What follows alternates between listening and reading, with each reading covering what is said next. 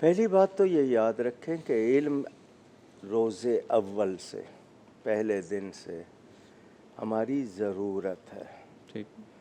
ہمیں کسی بھی فیلڈ میں، کسی میدان میں، جب تک میں ایک چھوٹی سی مشین لیتا ہوں میں جانتا نہیں ہوں کیسے استعمال کروں گا. بالکل. آج کل آپ کے یہاں انفارمیشن ٹیکنالوجی، آئی ٹی، آپ کے یہاں یہ جو انٹرنیٹ اور یہ ہر کمپیوٹر، کتنا کچھ دنیا کو آپ نے گلوبل ولیج بنا دیا ہے. مجھے بتائیں جاہل آدمی فائدہ اٹھا سکتا ہے؟ ہر ایک کو ضرورت. آپ نے اسمارٹ فون نکالا کیوں ہے؟ اس میں اتنی چیزیں آپشن کیوں دیے ہیں؟ تو پہلی بات تو یہ کہ حضرت آدم علیہ السلام کا بھی میں نے ذکر کیا کہ اللہ نے ان کو فرشتوں سے افضل کیوں بنایا.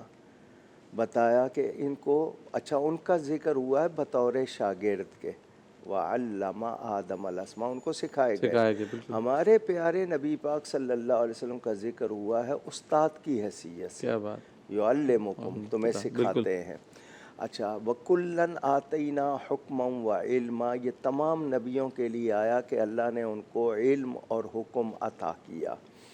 علم کے حوالے سے بہت سے شعبے ہیں، آپ جتنے بھی لیتے جائیں دنیا کے. قرآن کی بنیاد، قرآن کا موضوع انسان ہے، اور انسان کا شرف علم ہے. میں ایک بات ناظرین کو سنا دوں، کسی انسان کی عزت دو وجہ سے ہوتی ہے جو اصلی عزت ہے، یا علم کی وجہ سے یا کردار کی وجہ سے.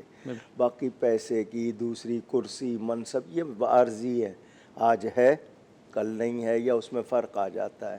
لیکن علم کی فضیلت آج تک آپ یاد کرتے ہیں، کتنے نام آپ تاریخ کے گنتے ہیں جنہوں نے، جو قابل ہوئے اور ماہر ہوئے، ان کا ذکر ہوتا ہے. اسی طرح جو صاحب تقویٰ تھے ان کا ذکر ہوتا ہے. باقی کتنے بادشاہ آئے، کتنے گئے، نام تک یاد نہیں ہے.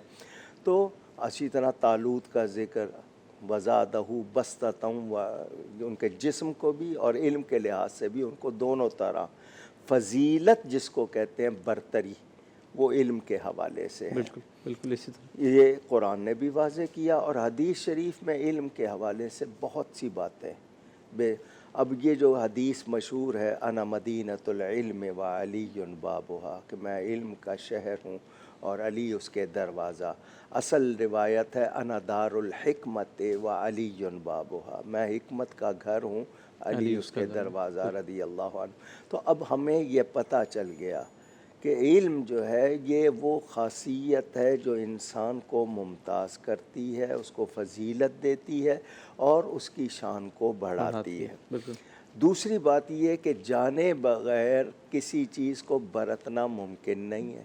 تو میں زندگی کیسے برتوں، اپنے پورے جسم کو کیسے، اس کے نظام، یہ سائنس کیوں وجود میں آ گئی، یہ اتنے شعبے کیوں بن گئے، یہ میڈیکل سائنس ہے، یہ ایگریکلچر سائنس ہے، یہ سائنسز اتنی کیسے آ گئیں؟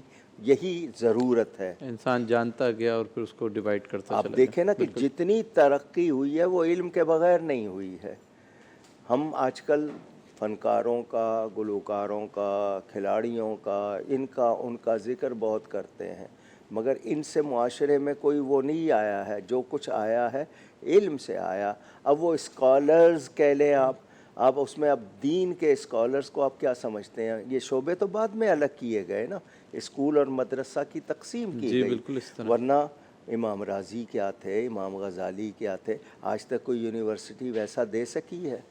انہوں نے، وہ خود اپنی ذات میں یونیورسٹی تھے، وہ ایسی ہستیاں تھے. آج ان کی کتابوں پر دنیا عمل کر کے کہاں سے کہاں پہنچ رہی ہے. تو یاد رہے کہ پہلی امتوں میں بھی جب بھی آپ ذکر کریں گے، جس قوم، معاشرے کا، سوسائٹی کا ذکر کریں گے، علم کا حوالہ نہیں ہے تو علم کچھ والوں بھی، کا ذکر ہوتا ہے اس میں بھی ایسی. یعنی علم کے بغیر وہاں گنجائش ہی نہیں ہے. آپ وہاں پر بھی ان کی نمایاں ہستیوں کو لیں گے تو وہ علم کے حوالے سے، یہ کسی خاص شعبے کے حوالے سے. باقی لوگ تو آئے، وقت گزارا، کھایا پیا، مدت پوری کی، چلے گئے. بالکل.